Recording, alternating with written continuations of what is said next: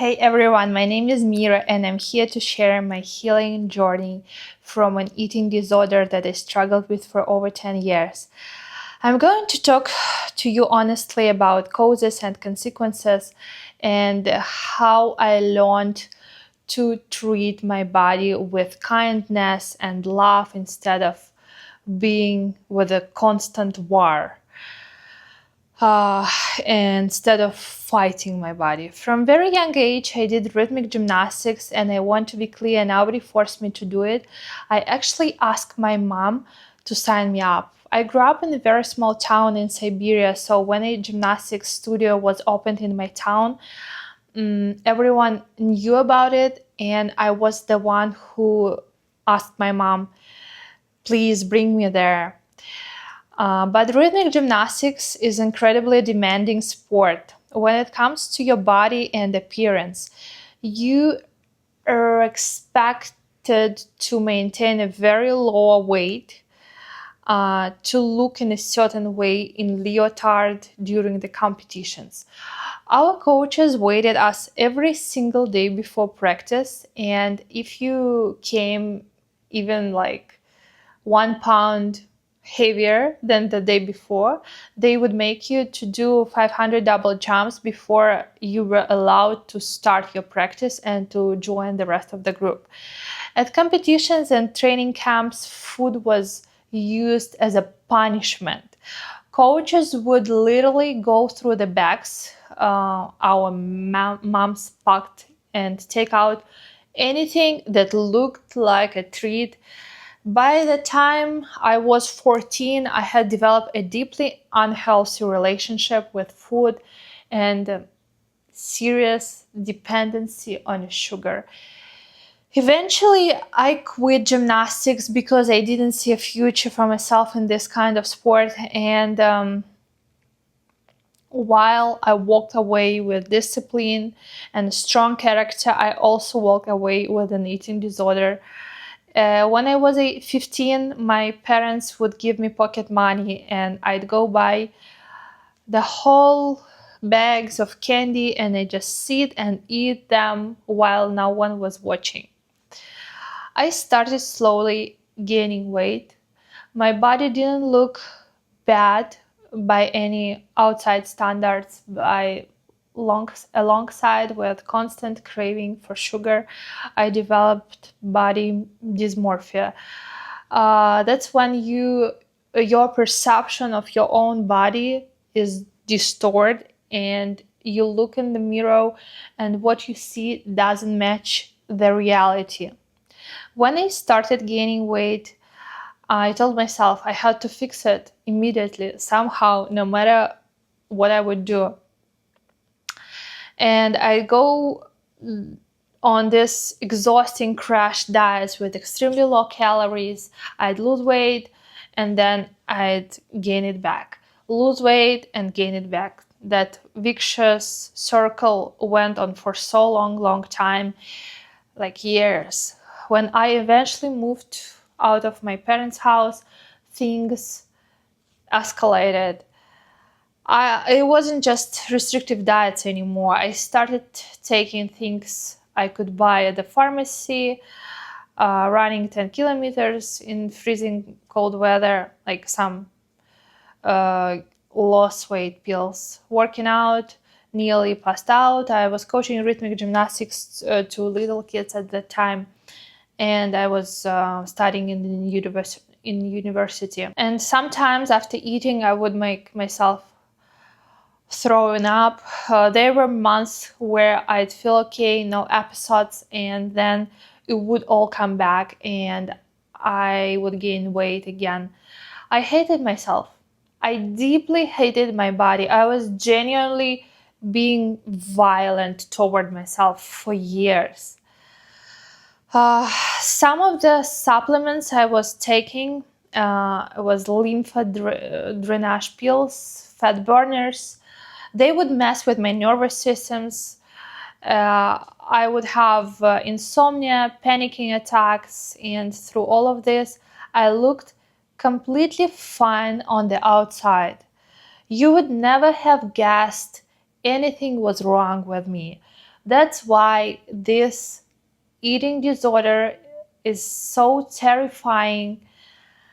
Even the people close to you might not notice.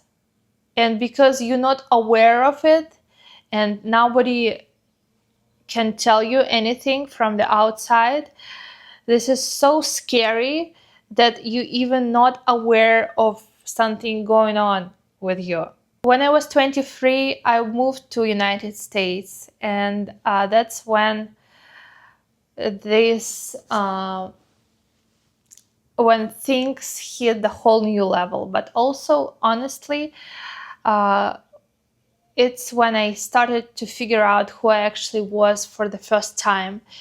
It took me to move 10,000 miles away from my parents for me to start separating and start actually realizing what I really want, who I really was, and separate those things, who am I, and what society wants from me. I decided that I wanted to channel all this pain into something meaningful, and I wanted to help other people. I got certified through the National Academy of Sports Medicine and became a fitness trainer. Meanwhile, I was running experiments on my own body, still chasing that perfect look, lean, defined, tiny. My clients loved working out with me, and I became pretty successful fitness trainer in Los Angeles. And but most of them were not losing weight, and pretty quickly I realized it wasn't about laziness or not having the right meal plan. Our behaviors are shaped by our brain's work, our conscious and subconscious mind. Um, why can one person train relentlessly and thrive while another seems to gain weight no matter what they do? I kept studying myself and studying my clients, and I became to the point, I became convinced writing someone a nutrition plan and a workout program is not enough to get to where they actually want to be. There is this unknown variable, something deeper that doesn't get solved by external tools like diet and the nutrition plan alone. That's when I understood nothing on the outside will work until you deal with the root cause on the inside. So I went to therapy. I started unraveling this whole tangled knot of pain, the hatred toward my body, the disconnection from my own femininity. There are programs stored so deep in your subconscious mind that we don't even know they exist. These programs can form in childhood, like mine did through gymnastics. But honestly, I think gymnastics was just a trigger. Something tells me those patterns were already there, maybe passed down through my mother's DNA. It's like generational programming or from experiences in past lives. Yes, I believe in karma as well. I believe in reincarnations. And it's hard not to when you've spent years in therapy and start realizing that even psychology cannot explain everything. You have to consider the full picture of what it means to be a human, the subtle layers, the energy body, the conscious and subconscious minds, childhood traumas, even the time which you spent in the womb, some genetic predispositions. There is so much to it. My mom struggled her whole life with her weight and with self-esteem, self-worth too. Those generational patterns ran my life for a very long time, And it wasn't until around 28 that I finally reached what I would call stable remission. One thing I came to understand is that the women with the perfect fitness bikini bodies, that actually the other extreme, they are not healthy either. The motivation behind looking the way often comes from negative place. Deep down, they don't love themselves. They don't accept themselves any more than I loved myself. Because you can only put your body through that kind of punishment, such an extreme training that obsessively restricting, that harshly out of place of deep self heart rate. Especially as a woman whose nature is cycling, we're not designed to be equally productive every single day of the month the way men are. That's just not how we built. What I've come to believe is this: to truly heal your relationship with your own body, you first have to do the inner work. It doesn't matter where those negative beliefs came from.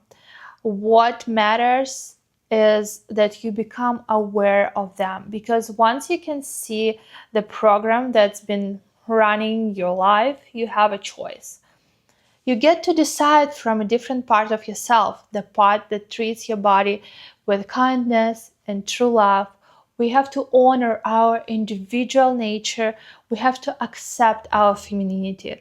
I genuinely believe that 90% of women's struggles with their bodies come down to not accepting who they fundamentally are. The patriarchal system has conditioned us to operate by linear rules, constant productivity, constant output with no room for feminine cycle or the natural rhythm of life. Over the course of my healing journey, I developed my own system. I call it Smart Body Code. It's not a diet, it's an approach, a whole framework for rebuilding your relationship with food and your body through self-worth and subconscious work, everything together as one.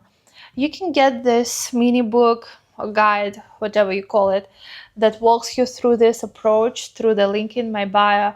I truly hope it helps you relate to your body with more kindness and love. Sending you all big kiss and hug, and stay tuned.